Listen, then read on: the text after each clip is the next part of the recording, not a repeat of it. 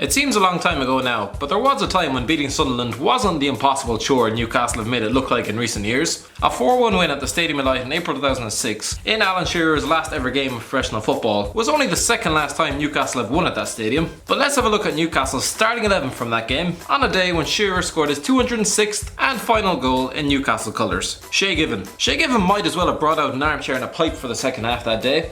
But that's not a true reflection on how busy he was during his 12 years on Tyneside. After finally getting sick of playing behind the defence with more holes in it than the Titanic, the Irishman left midway through the 08-09 season, signing for Manchester City. He spent 18 months as the club's undisputed number one before Joe Hart came along and ruined everything. He signed a 5-year contract with Aston Villa in 2011, but within a year everybody had realised how past it the 31-year-old was. Sure, how else can you explain getting dropped for Brad Guzan? He's currently a free agent, having been released by Stoke City after 2 years of warming the bench. He'll be 42 next season.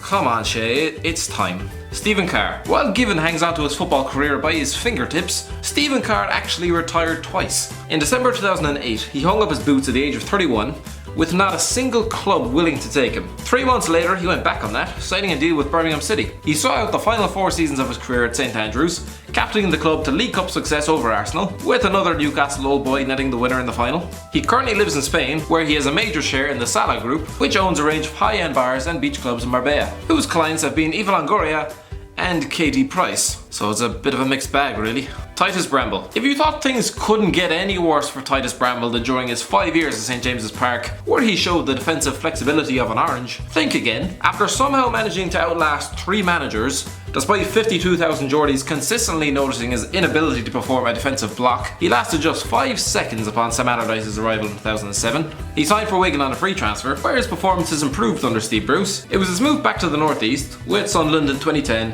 which brought him crashing back down to earth. Highlights include getting sent off in a 5-1 defeat at St James's Park, receiving a club suspension following sexual assault and drug possession charges, and getting released in 2013. He currently works for Ipswich Town as an academy coach. Titus Bramble is moulding the future generation of centre-backs. May God have mercy on us all. Craig Moore. Craig Moore arrived at Newcastle with a big reputation, having been instrumental to Rangers' success up in Scotland. After 2 injury-hit campaigns on Tyneside, he was released in May 2007. He returned to Australia with Brisbane Roar, and despite being diagnosed with testicular cancer in November 2008, was given the all-clear 6 weeks later, before ending his career in 2010 at Greek side AO Kavala. He's currently a director of footballer at Brisbane Roar and was recently linked with a return to Rangers in the same capacity. Celestine Babiaro. Let's hope Celestine Babiaro enjoyed that 4-1 win at Wearside, because it would be one of the last times he ever stepped foot on a football pitch. The former Chelsea left-back might have had an interesting celebration, but he couldn't defend to save his life. In December 2007, the club finally had enough, and the injury-prone left-back's contract was mutually terminated. Former chairman Freddie Shepherd would later describe him as a disgrace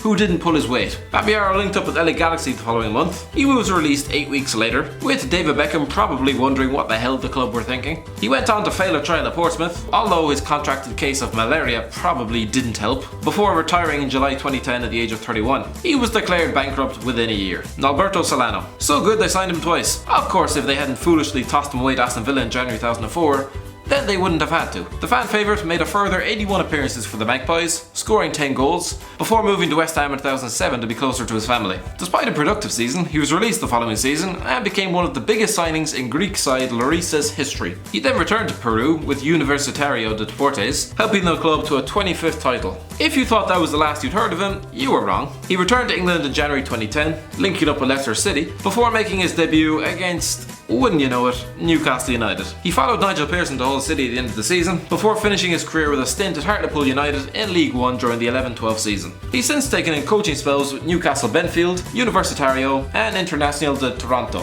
Amdi Faye. Getting relegated with 15 points is bad enough. Losing 4-1 at home to a team with Amdi Faye in it is even worse. To say that Faye was a disappointment during his 18 months at Newcastle is an understatement, and he followed it up with disappointing spells with Charlton, Rangers, and Stoke City, where he just confused everyone by having the same name as Abdoulaye. Faye was actually arrested by the City of London police in November 2007, along with Milan Mandaric and good old Harry Redknapp, with the Senegalese midfielder's transfer from Portsmouth to Newcastle of concern, and I don't just mean for the Geordies who were forced to watch him every week. In January 2010 he signed for Leeds United, but made only 8 appearances as everyone concerned with the club realised very quickly what a horrendous footballer he was. Lee Clark. If there's one man whose every touch would have been met with a chorus of boos at the Stadium of Light that day, it was without a doubt Lee Clark. This was to be his final ever start in professional football, as he hung up his boots at the end of the season at the age of 33. Since 2008, he's had 5 management jobs: Huddersfield Town, Birmingham City, Blackpool, God love him, Kilmarnock, and is the current Bury boss, Charles Nzogbia. Towards the end of his time at Newcastle, Charles Nzogbia used to love a media soundbite, claiming that he had half of Europe after him and that his talents were wasted outside the Champions League. Some players pretend to be injured to force moves away,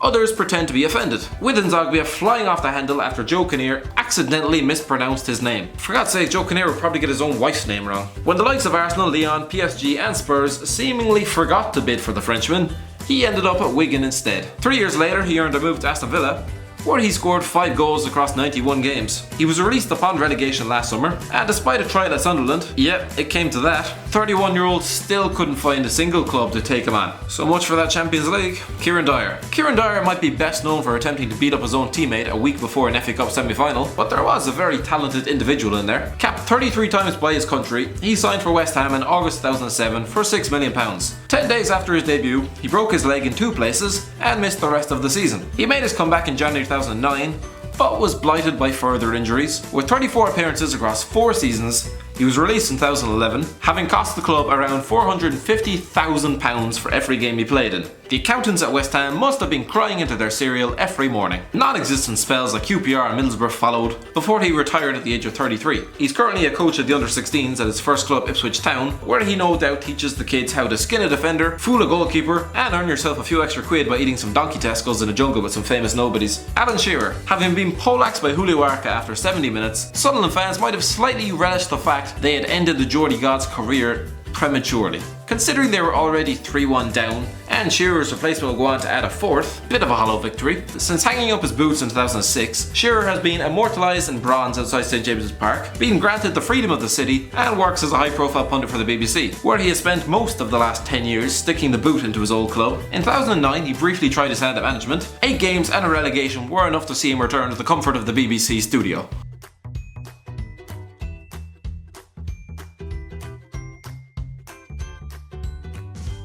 Thanks for watching. Don't forget to like, share and subscribe.